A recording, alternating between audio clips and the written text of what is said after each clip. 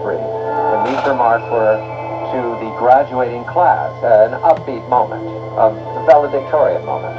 And you'll hear in here conflict. First, I want to hear from 25846 about stormy days, Vince Foster. Because there will also be failures, and criticisms, and bad press, and lies, and stormy days, and cloudy days, and you will not survive them without the support of those same spouse and law partners and friends. Now I want to hear from Vince Foster about his children. This is 25847. Vince Foster in the spring of If you are fortunate to have children, your parents will warn you that your children will grow up and be gone before you know it. I can testify that it is true. God only allows us so many opportunities with our children to read a story, go fishing, play catch, say our prayers together. Try not to miss a one of them. The office can wait. It will still be there when your children are gone. Now I want to hear from Vince Foster about his then 22-year marriage to Lisa, his bride. 25842. 3 weeks ago, my wife Lisa and I celebrated our 25th wedding anniversary, and it was here in Fayetteville in law school where we celebrated our first. Like many in this audience, she began by putting me through law school. And for 22 years, she always encouraged me to persevere and to aim higher. She has been my editor, my jury consultant, and my best friend. I wish for each of you a Lisa. Now I want to hear from Vince Foster about what it's like to be on the firing line, under heat. The first word he uses here is sometimes. 25848. Sometimes doing the right thing will be very unpopular with your other clients and with the pundits at the local coffee shop. But when the heat of controversy swarms around you, the inner conviction that you did the right thing will be the best salve and the best sleeping medicine. Vince Foster's body was discovered the afternoon of July 20th, 1993. It was discovered by an eyewitness who has never been named. And to my knowledge, he's never testified before a congressional committee. We're not going to use his name tonight. He was known in 1994 as a confidential witness. And tonight, if we're lucky, Paul, are we lucky? If he hasn't disappeared on his job. If we're lucky.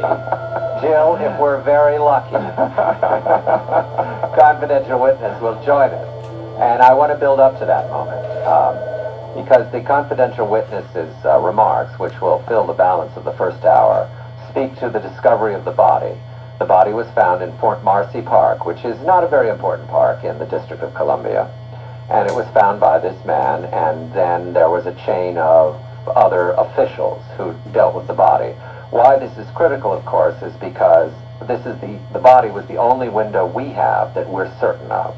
What happened to Vince Foster from 1:30 that afternoon when he left his office and said to Linda Tripp, I'll be back. Yes, I know, all you 14-year-olds taking notes. Linda Tripp. It is the same Linda Tripp. It's not her sister. It's not a distant relative. It is Linda Tripp of the Monica case. But Linda Tripp in 1993 was close enough to Vince Foster so that she was the last person he spoke. Paul, could I make this up? No. And when you find out that she was the one who delivered his last meal to him, a meal of a medium rare hamburger and French fries, delivered by Linda Tripp, ordered by Linda Tripp. Right. I mean, the details are just staggering. It goes on because this is the Clinton administration, and they, like a good repertory company, they had the same characters using many roles on the stage. We have a 5-character drama here, and people have to drop in and drop out of your role. This year, you're on our side. Next year, like the WWF, you'll be with the bad guys. But Linda Tripp was with the good guys in 1993. She was a professional employee at the White House, and she was the last person, to my knowledge and to the knowledge of extremely obsessive people, many of whom will join us tonight, she was the last person to hear from the living Vince Foster. That's why I played his voice, because those tones, that that clip that where he talks about his wife Lisa. I mean, talking about making a character who's now become a part of the Clinton mythology, bring him down to earth and make him human. I mean, to hear him talk about his wife is very touching. In fact, I know this is free form for me, but there was a cut from Webb Hubbell. Yes, the same Webb Hubbell who's involved in enormous numbers of other scandals. Not another Webb Hubbell. In 1993, he was at Justice. He was second only to Janet Reno in Justice. In fact, the assumption was he was running Justice in 1993. And this is the 1993 of Travelgate, of Waco. Oh, Lord. I mean, these are legendary events. I have Webb Hubbell reflecting many years later, 4 years after the death, about how he suffered that night when he heard his longtime friend and law partner, because they were both law partners in the Rose Law Firm, along with the junior senator from New York. One Hillary Clinton. Yes. Taking notes again, that's another diagram to Hillary on the other side of the page. Webb Hubbell reflecting back about that night. Juliana, that's 25851. That night that Vince died was one of the most terrible nights of my life. Phil Carroll was his closest partner back in Little Rock. He was his mentor, but he was also Catholic, and I knew how strongly Phil felt about suicide and couldn't believe it. At that moment, that night, when we first got the news, nobody could believe that Vince had committed suicide. You don't understand it. We didn't understand the disease of depression. That is a serious disease, and you don't see the signs until it's too late unless you're schooled and understand the disease. I think also a lot of us were in denial. This was our best friend. We just didn't see what was coming. And whether, your friend may be down or unhappy, but you never think of it as depression until it's too late. That's Webb Hubbell reflecting 4 years later about the death of his friend that he heard that night, July 20th, 1993. Key sentence. Nobody could believe that Vince Foster had committed suicide. Right. And he's reflecting 4 years later. When we come back, we hope to be joined by an extremely important witness, C.W., the confidential witness who discovered Vince Foster's body in Fort Marcy Park, July 20th, 1993. My mathematics says that's 8 years ago. This is John. And Paul. We'll be back. I am merely John, who was listening to Gladys Knight, and they stopped WABC on to the special Vince Foster, The Strange Death of Vince Foster show. A very, very, very important human being. Confidential witness, Charlie W., CW, from 1994. Good evening. This is WABC, and thank you very much for joining us. I'm going to turn you over to my partner, Paul Alexander. Hi, CW. How are you? Fine, thank you. We would like the audience to know that your name has never been revealed to the public, that you were just known as confidential witness, and so tonight that's what we'll call you, and we'll, to abbreviate, I'll call you CW. Yeah, Gordon Liddy called you Mr. W. I kind of like that. I want to take you back to the day that sort of has produced this reason why we have to call you CW. And that was the day that you discovered Vince Foster's body. Can you set up for the audience how you came to sort of enter that picture? What were you doing that day? I was coming home from work and was going up the George Washington Parkway, parallel to the Potomac on the way home. And there had been a very bad wreck on the parkway, and had been in traffic for the better part of an hour and a half. And I drink a lot of coffee during the day. And I began to desperately need a bathroom, and the entrance to the parkway was coming up, so I decided to pull into the park to take care of that problem. And that's how I entered the park. So when I entered the park, there was a couple of vehicles in the park, and having lived very close to that park for a number of years, I was very familiar with it. I used to take my ex-fiance and I used to go up there for, take a picnic lunch and that sort of thing. It's a very park that's not used by a great number of people. So I knew the park and knew the layout of it. Very small park, and so I just went up in there and I knew the area. I didn't see anybody that belonged to. Was the park empty, relatively empty? There was no one in sight. There was two vehicles in the parking lot, so that's why I walked across the park to make sure that no one would see me. So I walked across the open area, the untreed, just the grassy area, to the far side of the park and over an embankment and down to the woods where no one would see me, and was taking care of business. And as I was getting ready to leave, I noticed something in the trees close by, and investigating, that's when I found it. And can you describe what you first saw? The very first thing I saw was something white through the trees. And then, like I said, investigating, I saw that it was a body. So, very, very carefully looking to see, making sure I didn't disturb anything it could possibly be. I didn't have a clue who it was. And as I approached the body, I approached it very carefully, straight from above his head. He was laying on the embankment, feet down on the inclined embankment, about a 45-degree embankment. Did you say, was he face up? Was he face down?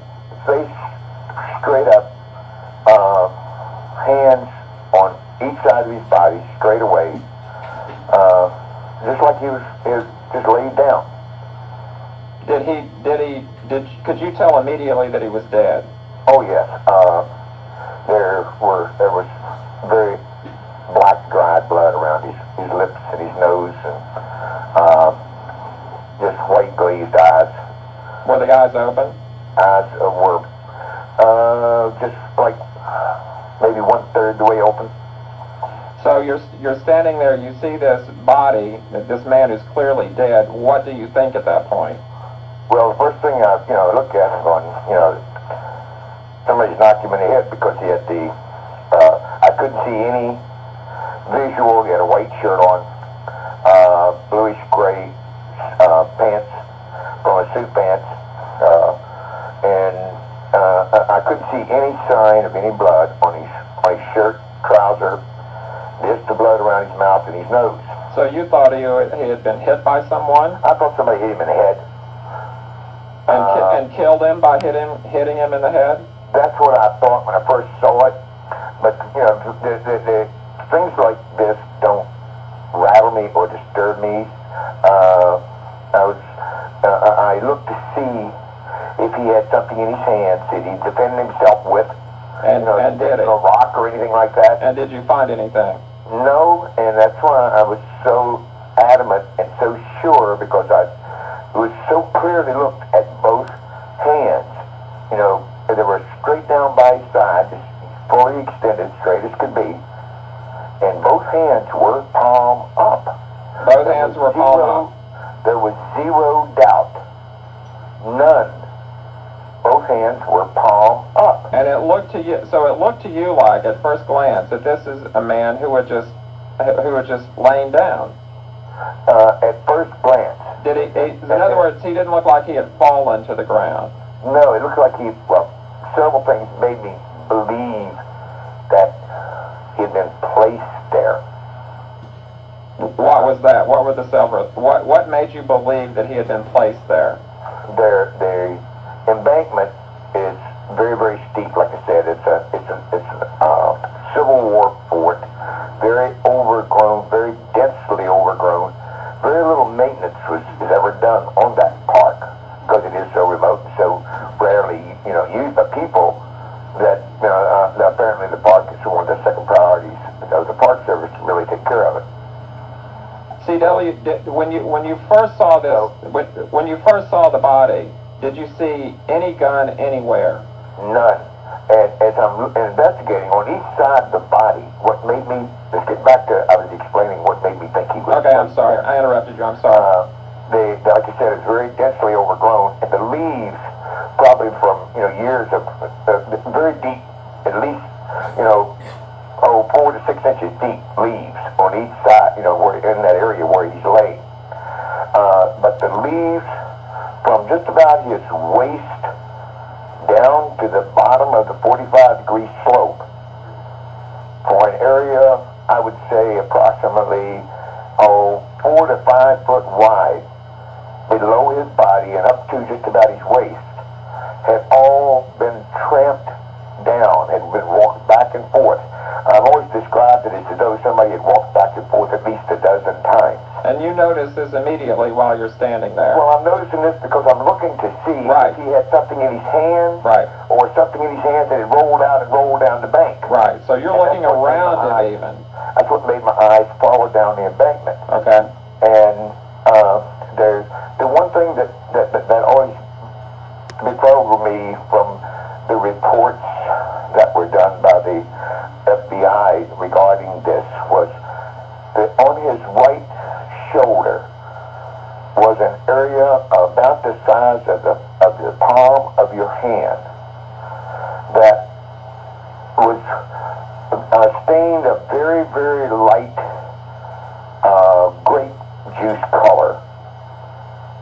And it looks as though he'd thrown up on his right shoulder. It definitely was not blood. Point blank was not blood. The color of it, around it, you could have covered this area with the palm of your hand. And just on the right shoulder of his shirt only. Laying right next to his right shoulder was a wine cooler, about, 2/3, 3/4 empty. It had some content in it, and the contents of that wine cooler were the same color, basically, of that area on his shoulder. Now, the reason I bring this to you is when the police arrived, from the reports, when they got there was fresh blood on his shoulder down the right side of his. According to the police. No, you're getting a little ahead of me. I want to keep you at the body. How long did you look at the body? 2 minutes. 2 minutes. At least. And you looked around the body to see if there were any weapons or anything like that? Yes. Well, the very first thing I did is look around, see, make daggone sure whoever knocked him in the head wasn't there. Yeah, I was going to say, did you make sure that you were safe as well? The very first thing. Yes, CW, this is John This is Bassler. John. I wanted to ask you about that. And when you saw the body, did you look around right, left, all around you? Yes, I did. And did you get a jolt? Did you get a jolt of fear at that point? No. No. Not Did at all. you see It doesn't anyone? bother me. You still saw no one in the park anywhere? Did not see a soul anywhere. And you sensed no one? I did not sense anyone. And you heard no odd sounds? You heard nothing? No car cranking, no one running through woods or anything like that? Nothing. All right. So it's dead silent in the park? I want to say dead silent. When you say dead silent... I mean, the parkway's nearby, right? Yes, So you can hear cars then? is nearby, and what is 123 Chain Bridge Road is within 100 feet of it. Okay. CW, this is John again. I want to take you to the body. Let's look down at the body. You're looking down at it now. You're within a foot, 2 feet of the body, looking from the head to the feet. Is that correct? My foot is about 2 feet from the top of his head. Right. Okay. And you're looking down upon him down the 45-degree angle, which is a pretty steep angle. That's enough to run down. I'm leaning over and looking directly down into his face. All right. My face is approximately 3.5 feet from his face. And the body could not be seen from the other side of the berm, in the parking lot. You had to come up and over the top to see the body. Unless you went over the side of the berm, you would never see it. All right. Now you're looking down at the body. Can I go over the body and how it's dressed, please, again? You said he had a white shirt on and a a very suit pants. expensive white shirt, a very expensive pair of pants, and also a very expensive pair of shoes. All right. Now go back to the shirt. The shirt was buttoned all the way to the top, Yes, sir. and there was a tie. No tie. No tie, but the shirt was buttoned to the top. The very top button, if I remember correctly, was loose because the reason I can't swear whether that top button was his, like I said, I'm looking directly over the top. Right. The top button would have been under his chin. All right, and it's a white shirt, and the collar is stiff as if it's been very carefully laundered. The collar, as far as I could tell, it was a laundry expensive white shirt. Right, all right, and it's a stiff collar, and it would have looked good with a tie. Lying on the incline, Right, I estimate his weight to be approximately 200 pounds. right. And it appeared to me that the body was swelling. All right. Let me ask you, CW, did you see any blood in the neck area? Did you see None. any blood on the chest area? None. Did you see any blood on the throat area? None. So there was no blood anywhere. The only blood you saw was the blood on the face where it looked as if he had been hit with like a bat or something. Around his lips and on his nose, on his nostrils. Okay, that was the only blood you saw. Without sounding morbid, there was a swarm of just these green, they call it deer flies, that were very attracted to that. No, that's very helpful. And now, was he wearing a belt? Yes, a black belt. And his shoes, please, could you describe those? Black, expensive. No blood on the shoes, nothing like that. None. Okay, CW, we've got to take a break here, but I want to pick up from here and have you take us to how you went to the police and what happened to you after that. Have you been very helpful?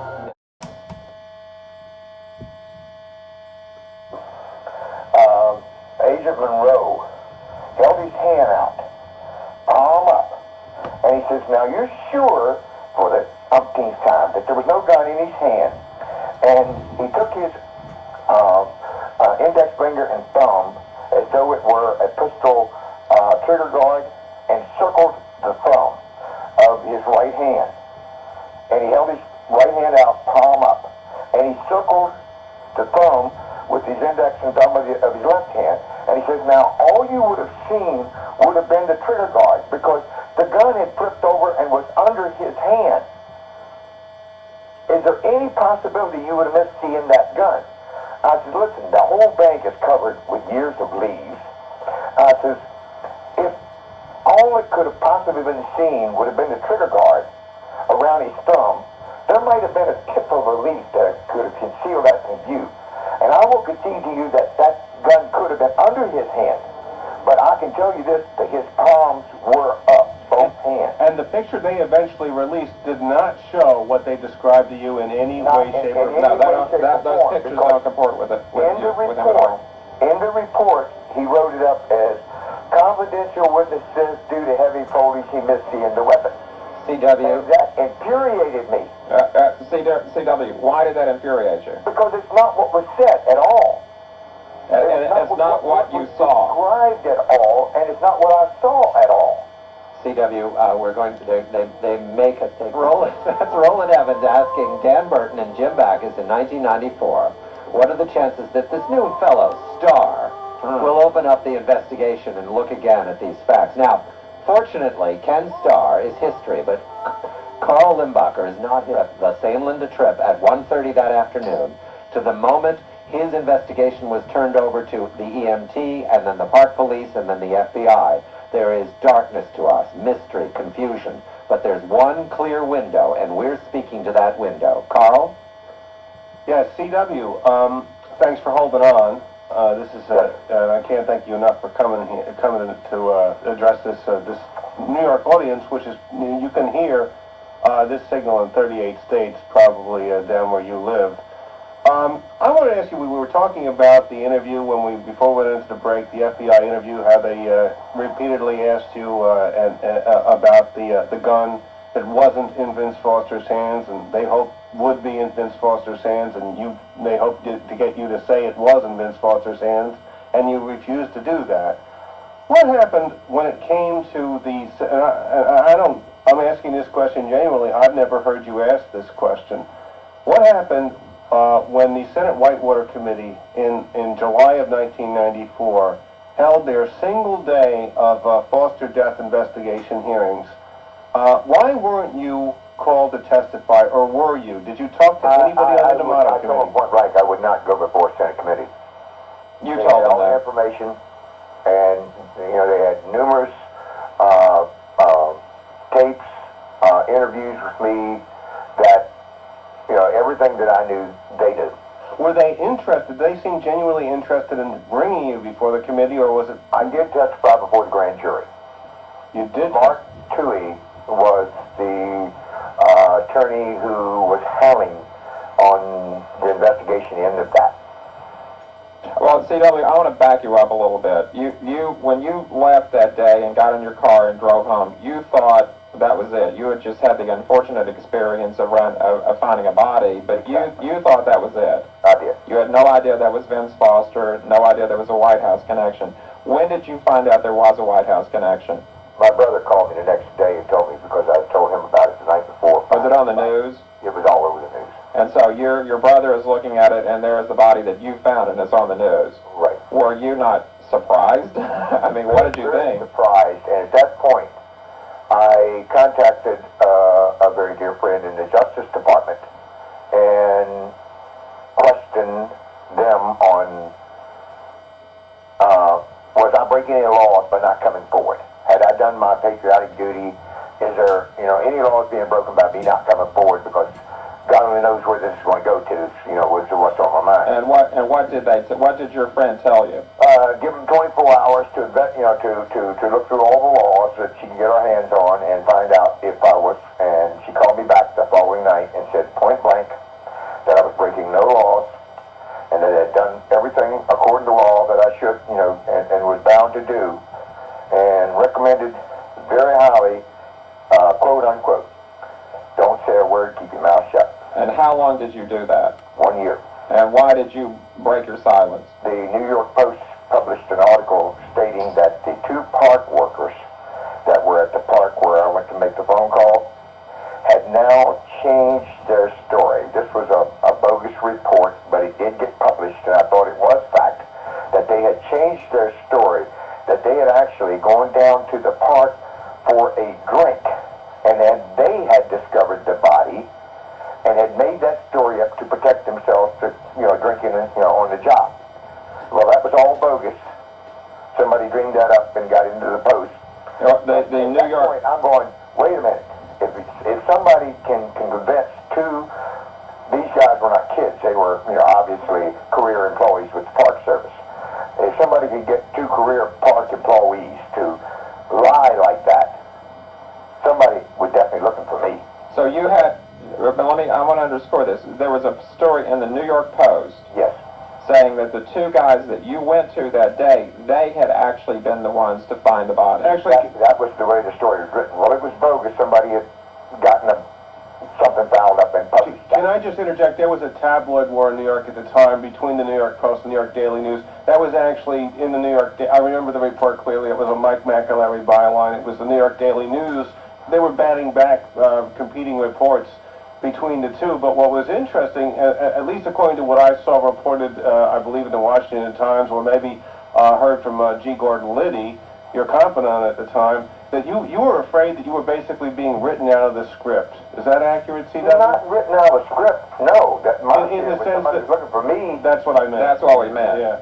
Yeah, you were concerned then for your safety. Absolutely. Okay. And it has been for some time. The number of times I went around the block, I thought somebody followed me, is just unbelievable. Which, of course, is why we're not giving your real name. That's how Paul got to it before I did. You're Yes. still concerned somewhat for your safety 8 years later. Well, no. I think once that, I thought this thing over for so many times, and I'm going, wait a minute. The safest and secure thing I could ever do is to tell someone with responsibility and with, integrity exactly what I saw, and that would more or less guarantee my safety. Yes. Well, that's what I did. when you saw the report in the New York newspaper that was wrong, then that prompted you to go to an authority. To whom did you go? Well, I tried, to decide which one to go to because every day going back and forth to work, I would I'd listen back and forth between Gordon Liddy, who is in the Metro Washington area, headquartered here, and Rush Limbaugh was on just constantly on the Foster thing at the time too, and So it was either Rush or Gordon you were going to call. right. And at the time, Gordon was to me I considered to be a super patriot. CW, there are 14-year-olds listening. I want to remind everyone, this is the Gordon Liddy, just as before it was the Linda Tripp. It is the Gordon Liddy of Watergate fame.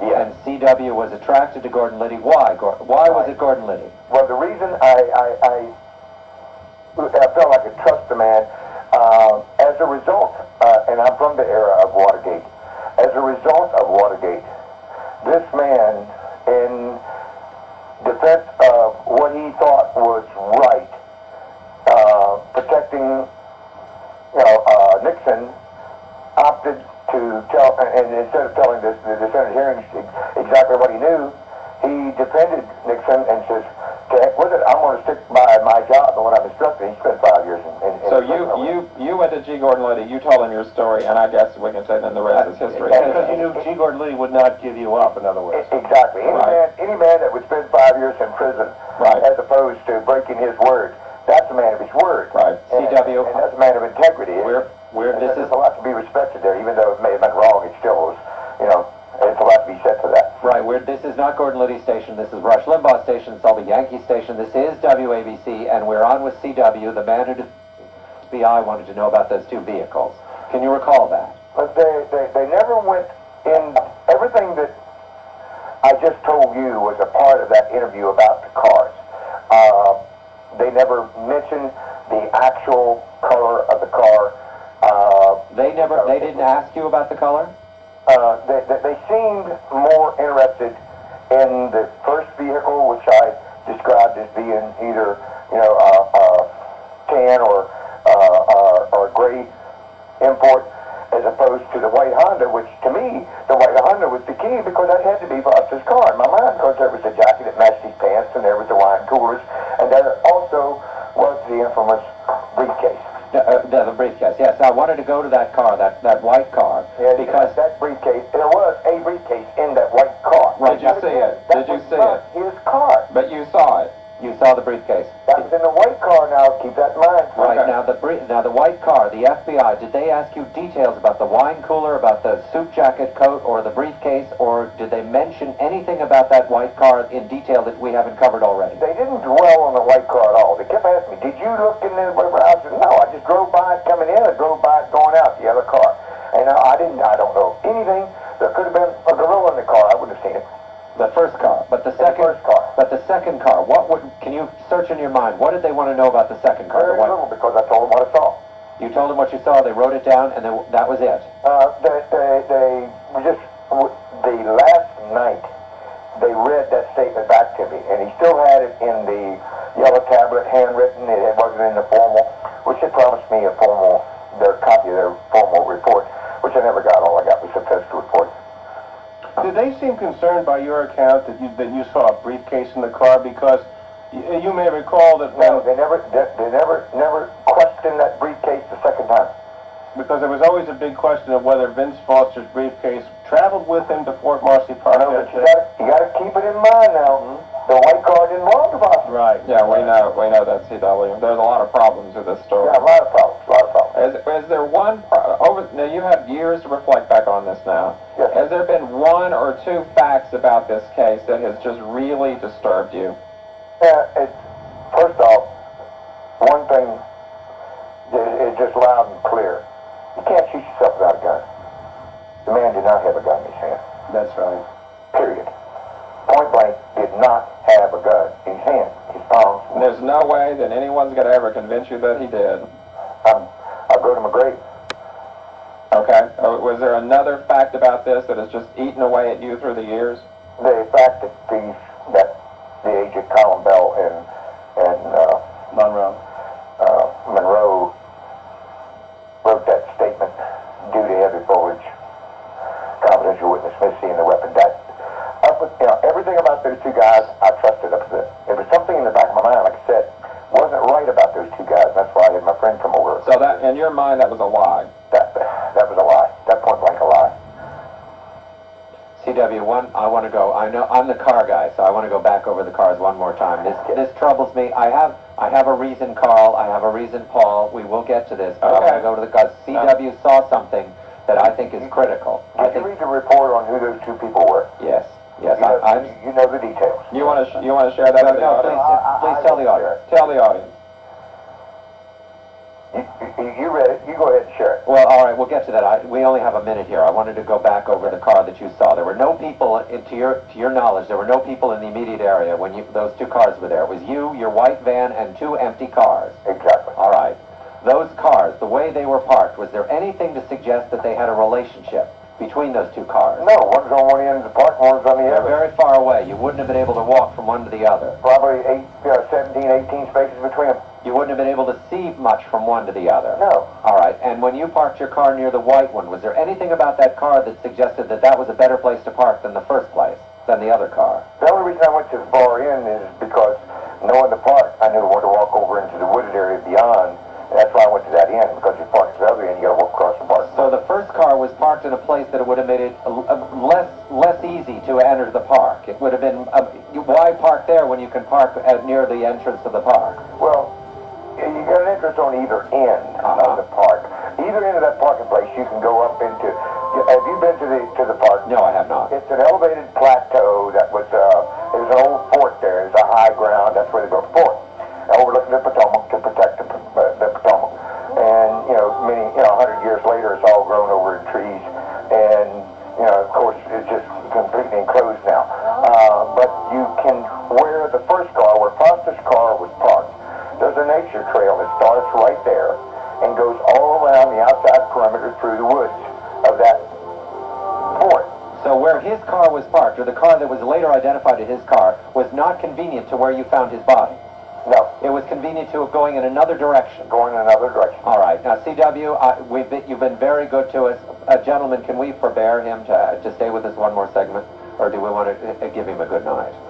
It's up to CW. CW, can you stay with us one more second? I can stick with That's Okay. You're very kind, because we want to come to your experiences after that day as to how you dealt with the investigation many years later, because there was not only a Fisk report, there was a Starr report. CW never really goes away, which is why he's with us tonight. We celebrated our 25th wedding anniversary, and it was here in Fayetteville in law school where we celebrated our first. Like many in this audience, she began by putting me through law school. And for 22 years, she always encouraged me to persevere and to aim higher. She has been my editor, my jury consultant, and my best friend. I wish for each of you a Lisa.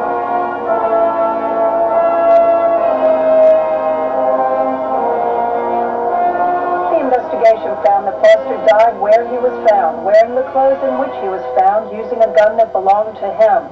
There were no signs of struggle, and Foster was not intoxicated or drugged. 4 days before his death, Foster told his sister he was depressed. He cried at dinner with his wife 4 days before his death, and he told his mother a day or two prior to his death that he was unhappy. For 4 years, conspiracy buffs have offered various lurid theories about the case, but Starr's expert found, quote, to a 100% degree of medical certainty, the death of Vincent Foster was a suicide. Beverly Lumpkin, ABC News, Washington. Thank you, Beverly. Thank you, Beverly. Thank you, Beverly. Carl, say thank you, Beverly. Thank you, Beverly. Thank you, Beverly. CW, say thank you, Beverly. No, we're not going to go there, John. Beverly. Thank you, Beverly. You read what you were told to read. This is John. And Paul. And you say, and Carl. And Carl. And Carl. And CW, you've been with us. You're wonderful. Now listen, I played that report because that was the Starr report. There's 3 years between them. The Fisk report in '94, right, Carl, the summer of '94, Right. and the Starr report, one of the first of many reports that Starr issued that did not result in any activity whatsoever. Right, the and cleanup report. recycling the material from the Fisk report, which recycled the material from the police, from the Park Police and the FBI investigation of '93. CW, you heard that cut. There was no signs of struggle. He killed himself in place. He was not intoxicated. I puzzled about that, which is why I played that clip, because of the wine cooler. It's true that he wouldn't have been intoxicated, but if that wine cooler had been consumed, there would have been some suggestion of alcohol in his system. It was The Starr report says there was alcohol in his system. well, she just characterized him as not intoxicated. I just thought that was a peculiar detail in the I'm summary. sorry, the Fisk report. There was that his stomach contents, he had wine with a meal, and goes on into more details. All right, so that's the wine cooler. I was puzzled by that report after the Starr report. Now, I stuck you with the cars before, and I'm sorry. I go over and over the cars, because the only way Foster could have arrived at that park was in a vehicle. He wouldn't have wanted to walk in. It's pretty far from the White House. It would be a trek. He could have hitchhiked, I suppose. So there's an obvious question. How did his belongings get into a car that didn't belong to him? Yeah, CW, you're the only one who can explain this. Again, the I'm things sorry. that were in the other car Right. were supposed to belong to the couple that were found down over the hill. Now, again, keep that in mind. According to the reports, I've never talked to these people, but I can tell you this: that one of the two people was a policeman. Right. Yes, I know. So the wrong, in other words, Foster's effects to your mind, having only seen them that day, because you didn't go, they weren't there the next time you ever drove by Fort Marcy Park. They're never going to be there again. But to your very good memory, Foster's effects were in the wrong car, and his car, the car that you later learned was his car, because at the time you had no reason to connect him to that car. Exactly. In fact, you had a better reason to connect him to the white car, because you saw effects that were consistent We with the should body. point that out to the audience. As it turns out, who did the other car belong to? The policeman and his lady friend. No, the brown car. The brown Oh, car. the brown car was Foster's. Yeah, it was Okay. said to be Foster's. That car, the car that's consistent with where you found his body, was parked in another place, Yes. and a place that was not convenient to where you found his body. So when you first came off the berm looking for somebody to report this body to, your logical assumption was the white car is the dead man's car. That's correct. And it was a surprise to you. How long afterwards did you learn that was said to be Foster's car, the other one? After the Fisk report came out. After the Fisk report. Usually the agents told me which car belonged to him. Did you ever question the agents as to how that's consistent with what you saw that day? Did you say, that's not right? No. Following that report, the Fisk report, where the agents wrote me up wrong, I had no more to do with those two agents. I never saw either of them again. CW, did they ever ask you about the two cars? Oh yes, they questioned me and what color, where, and apparently those two cars were exactly the same spot when the police got there. You asked me earlier, I want to throw this in right quick, why I feared for my safety when the report came out that he did have a gun and supposedly to have committed suicide there. There was never a doubt in my mind. And to this day, I felt like I interrupted somebody putting him there, and that there was somebody there point blank when I was there. Because, I mean, that gun didn't fall out of a tree. That gun wound up in his hand turned over. Somebody put that gun in his hand. Now, wait a minute. Now, before when I asked you what you felt, intuitive, because we all started afterwards. Right. This is after the fact. After, the following day when the reports came out. Right. At the time, I had no fear. Right, I understand you didn't have any fear, but I did go over that, whether you had an intuitive sense that you were not alone in that park with the dead body. I did not, no, I had no idea. Because, like I said, at the time, what I saw was the man laying there with both hands palm up. I had no fear to believe for my safety. It wasn't until the next day, when you read the reports, that you thought, somebody must have come behind and put a gun there? Well, the following day, when the news announced that he was found with a gun in his hand and he committed suicide there, I knew point blank, a dead man doesn't shoot himself. That's right. See, dead man, that gun in his hand now, it wasn't when I was there. CW, have you in your life, before or after finding Vince Foster, ever had any experience with suicide? Early, when I was a young man, there was a neighbor, good friend, committed suicide. Did he shoot himself? No, he hung himself. He hung himself. So this was not the first suicide in your life? No. All right. Is there anything now, 8 years later, looking back on it, that to your mind is consistent or not consistent with the verdict by the Fisk report and the Star report that it was suicide? Anything in your mind that day, because you were there, is that a suicide scene you saw? Absolutely not. You don't shoot yourself without a gun. You're not helping, CW. Now, you're supposed to, now, I thought we sent you the script. Carl, didn't we get him the script in time? That's the There problem was no gun in the man's hand. Right? Yeah, He's 8 years later, and he's still, now 9 years later, and he's still, 8 years later, he's still being stubborn. That's why CW, the confidential witness, is perhaps the most important whitewater witness of all. And it's amazing that probably 99% of the folks listening to you tonight, CW, have never heard your name.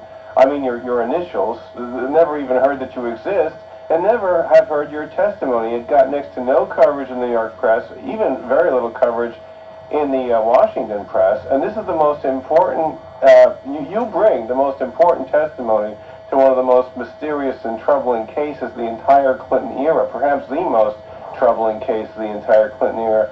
And if there's anything that speaks to a media cover-up, it's the fact that your testimony is not famous, if not your name. CW, you still drive by Fort Marcy Park, is that correct? Oh, no. No, you don't. No, John, he learned his The other lesson. way as much as possible. You got, No. He learned his lesson, John. Bad memories. Now, come on, CW. Now. Trust me, I'll hold it for 50 miles if I have to find that person. Oh Lord. Now, CW, I'm going to be difficult here. If it didn't look like a scene where a suicide took place, what did it look like? It looked like he'd been placed there, and like I said, the key to it, to me, that he'd been placed there was, and I felt this, that he either laid down there when I first saw him, but then I saw the leaves trample down below him. It looked like some, it appeared to me, with all that foot traffic at the bottom of the hill, that he had died somewhere else and that he had been brought to this spot where you found him in the park. and been placed there, because it was just too perfect. He's laid out just like just laying right, everything was just perfect. Arms extended full, legs extended full. Of course, the gravity thing was his shirt and his buttons all were tight because his body was trying to slide down the hill. Right. And did it look like the clothes that he was wearing then were actually the clothes that he had on that day? In other words, and I still have no reason not to believe that any difference, because, like I said, what I saw, and the vomit on the shoulder of the shirt, the wine cooler. So it didn't appear as if he had been, in other words, different clothes had been put on him. It looked as if he had been wearing those clothes for a while.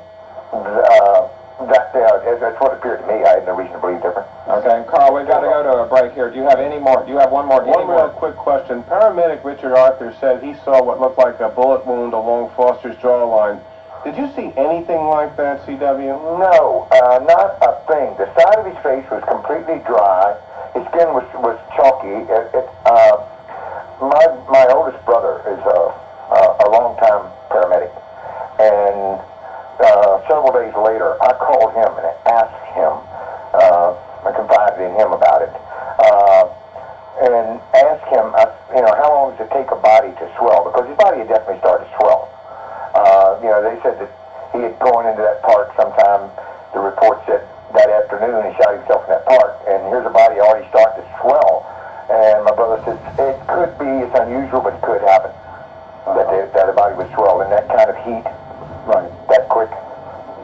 CW, I'm going to thank you very much for you've been on for 2 hours. We told you 10 minutes. We lied to you. You're that important to us. I want us to underscore here, John. This is incredibly important information. It was and very, we really thank you. It was CW. very helpful, and you're good to sit up with us like this. And I hope in future you're rewarded for your diligence as a citizen. You've told us exactly what you saw. The only rewards I've ever wanted from this is get it right, do the right thing. Well, we put it out there tonight, CW. Thank you, CW. Thank you, CW. Thank you from John and Paul and Carl Limbacher and